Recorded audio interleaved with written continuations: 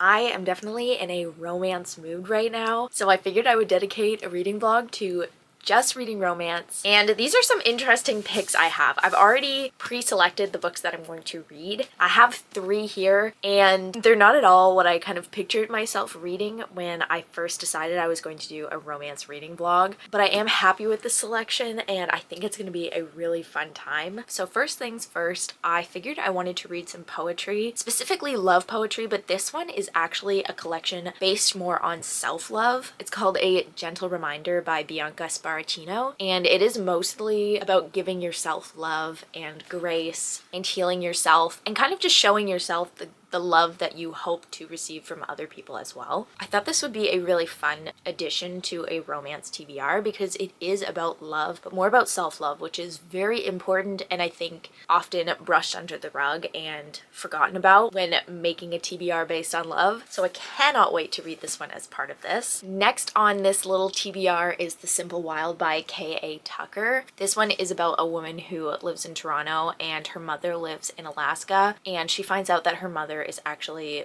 very sick and her days are numbered, so she flies out to Alaska to be with her mom and meets a man there who thinks that she is not cut out to live in the Alaskan wilderness, and I'm assuming some sort of romance is going to blossom from that. I'm thinking enemies to lovers, I have no idea, but the cover is absolutely beautiful. I love simple nature vibes like this, and I'm hoping since it's set in the Alaskan wilderness there is going to be a lot of descriptions of nature and such. I don't know though, I'm gonna have to find out. This is one I don't think I've really seen much about. I don't think I've ever seen anybody else reading this, nor have I seen any reviews about it. So it'll be very interesting to go into it not knowing what the general consensus is on this book and just read it with fresh eyes. Hopefully it's gonna be a 5-star read. From the description, it sounds like it could be for me, but we will have to wait and see. And then lastly, I am gonna be rereading Pride and Prejudice. I reread this every single year, and I have enough editions of Pride and Prejudice to read a new one every single year for the rest of my life and probably still have some left over. But this year I chose this one that kind of reminds me of The Handmaid's Tale. Pride and Prejudice and The Handmaid's Tale are nothing alike at all, but I remember stumbling across this cover and thinking it was just so unique. I couldn't not get it. So I did, and it's kind of the mood that I'm in right now. So it's the one that I'm going with. Also, the naked hardcover is like bright orange, which is super strange for Pride and Prejudice. This is such a unique edition. Anyway, with all of that being said, I do think I'm going to start with this poetry collection first because I just finished Alone with You in the Ether by Olivia Blake, and I'm not ready to jump into a novel just quite yet. I think I need a little bit of time before I plunge into another story. So poetry would be perfect for this moment. I am going to go and start this right now, and I'm really hoping I'm going to get a lot out of this collection.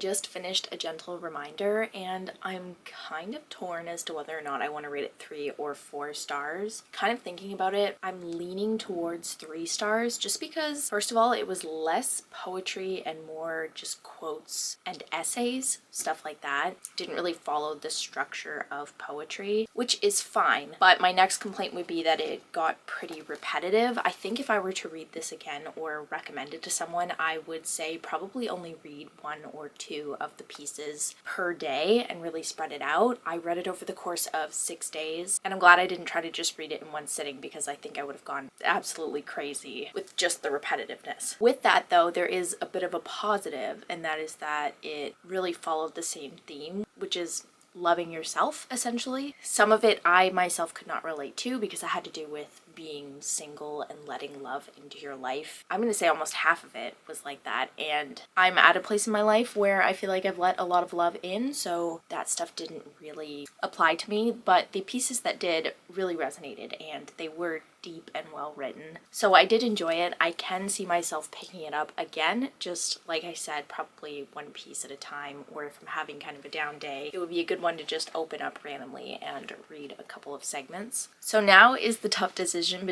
choosing between Pride and Prejudice, which is something I know is 5 stars, and The Simple Wild, which is something that I've never read before, and I'm hoping that it's going to be a really good solid romance. I think I am going to go with The Simple Wild. The reason being, since I know Pride and Prejudice is 5 stars, I don't want to be comparing this to that after just finishing Pride and Prejudice and trying to get into this. I don't know if that makes sense to anyone else, but it does to me. I feel like Pride and Prejudice can very easily put me into reading slumps just because of how good it is and how much I love it, and I'm just going to be comparing the thing I read after that to it. So I'd like to give this one a fair shot. I think I am going to start it right now. I don't think I'm going to be reading too much tonight because I am already pretty tired, but hopefully I can get like a couple chapters into it.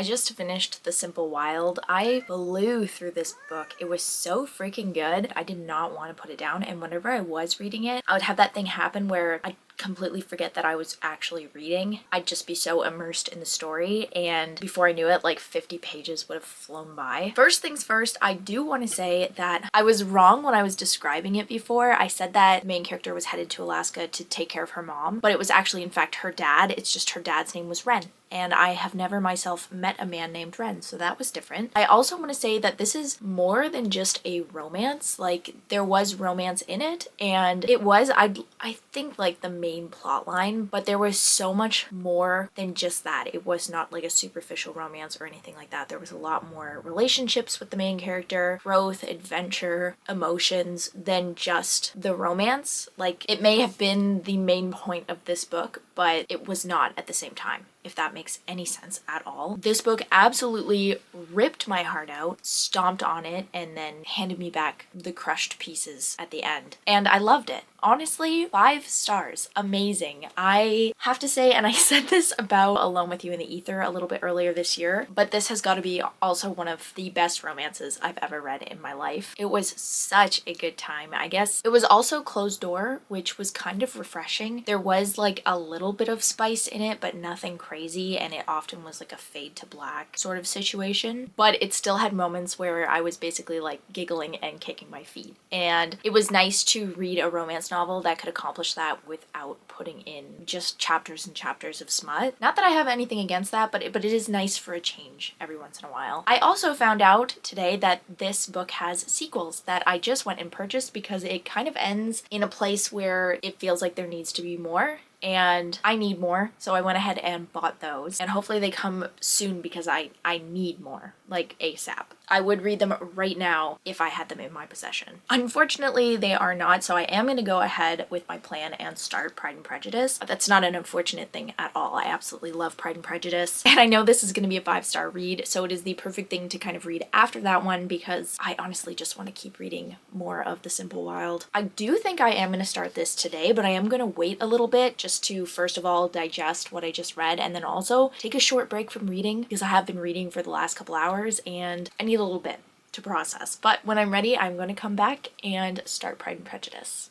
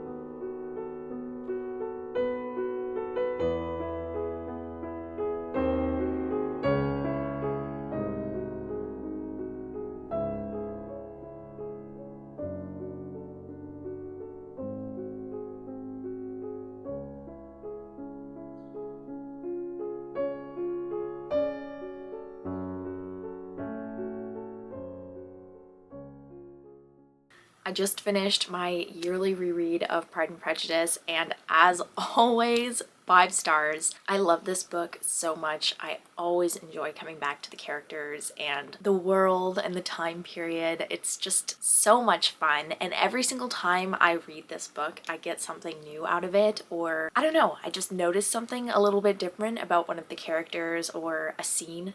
I can never get enough of it, and anytime that I finish this book, I always just want to jump right back in from the beginning and start it all over again. As much as I'd love to, I'm not going to do that because I have oodles and oodles of books that I need to get to. But I will be looking forward to my next reread for the entire year now, and just thinking about it. I do also think I'm going to rewatch the BBC miniseries because I'm definitely still in the mood to be with these characters. I'm not ready to let go of it just yet, so I'm probably going to be doing that over the next few days. But with that, I do think I am going to leave this reading vlog here. I had a great time. Always love reading romance, and like I said at the beginning, not exactly what I had pictured when I was going to do a romance reading vlog, but it turned out to be amazing. 2 5-star reads and a decent collection of poetry. All in all, a great time, and I don't know how I'm going to top this next time I decide to read just straight romance. But with that, I hope you have a great rest of your week and happy reading.